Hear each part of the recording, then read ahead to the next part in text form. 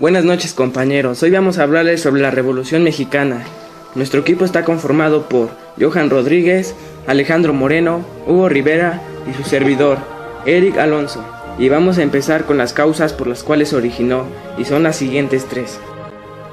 Económicas. El problema de la tierra evidenciado por la concentración de tierras en pocas manos. Crisis agrícola continua, que ocasiona la baja productividad.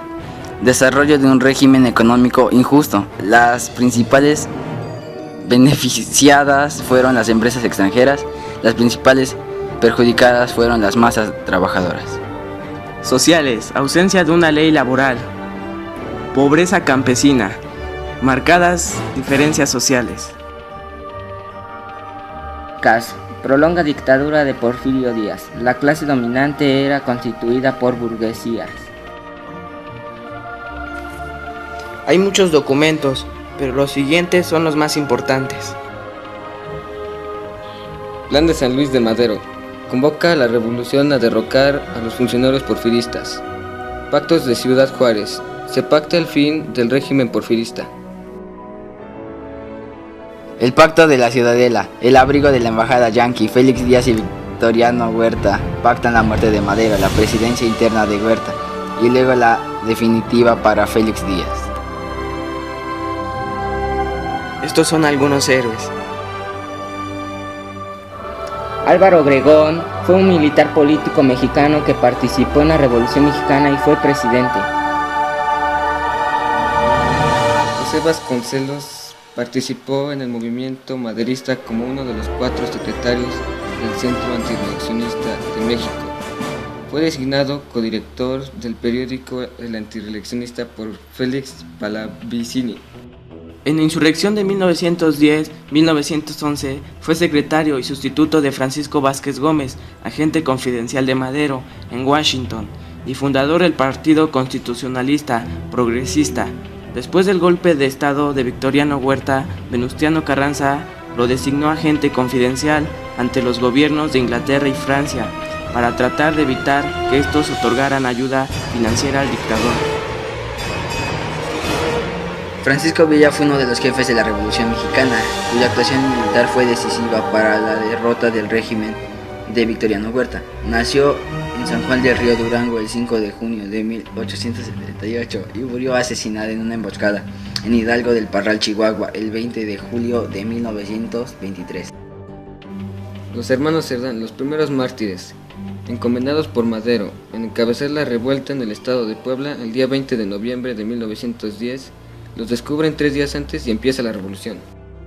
Belisario Domínguez, médico y político, originario de Comitán, Chiapas, allí estudió la primaria y su formación profesional la realizó en el Instituto de Ciencias y Artes de la ciudad Las Casas. Continuó su especialización en Europa durante 3 años. En 1890 recibió su título. Fundó en 1904 en su ciudad natal un periódico, El Bate. Resultó electo presidente municipal de Comitán en 1911 y el año siguiente fue senador suplente por Chiapas. Al morir el senador propietario ocupó la curul en 1913. Muerto el presidente Francisco I. Madero, desarrolló una gran oposición contra Huerta.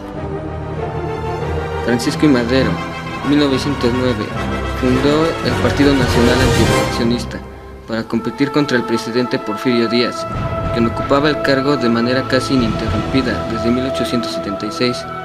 El mismo partido lo eligió candidato a la presidencia de la República y tras alcanzar un alto nivel de popularidad en las elecciones de 1910, el gobierno decidió encarcelarlo en San Luis Potosí bajo los cargos de intento de rebelión y ultraje a las autoridades.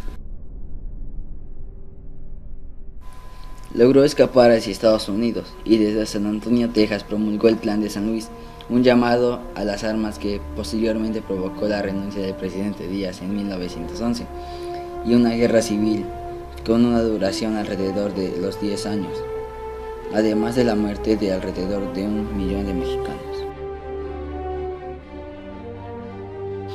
Emiliano Zapata, conocido como el caudillo del sur, fue uno de los líderes militares más importantes de la Revolución Mexicana.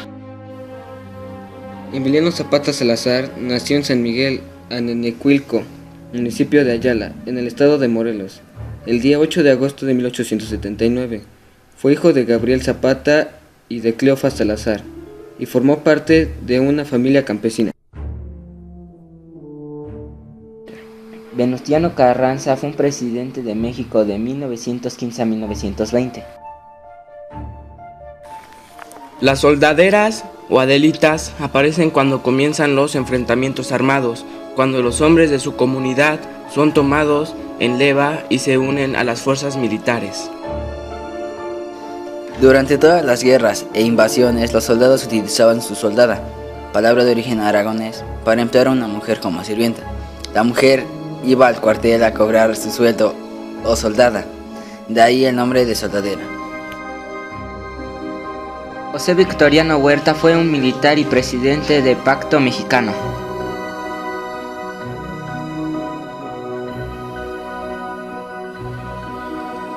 Este es el orden cronológico de los hechos más importantes. 1910, Francisco I. Madero promulga un plan revolucionario llamado Plan de San Luis, donde desconoce a Porfirio Díaz como presidente e incita a la población a levantarse en armas el 20 de noviembre. 1911, Emiliano Zapata promulga el Plan de Ayala al fin de que se les restituya las tierras a los indígenas. 1913, Victoriano Huerta traiciona a Madero, a lo que se le llama Decena Trágica, por lo que Madero es aprehendido y asesinado. 1913-1914, en contra de Huerta, Francisco Villa y Venustiano Carranza se realizan levantamientos en el norte y Emiliano Zapata en el sur. 1915, Venustiano Carranza es nombrado presidente de la República. 1916, los líderes revolucionarios se reúnen en Querétaro para formular una nueva constitución.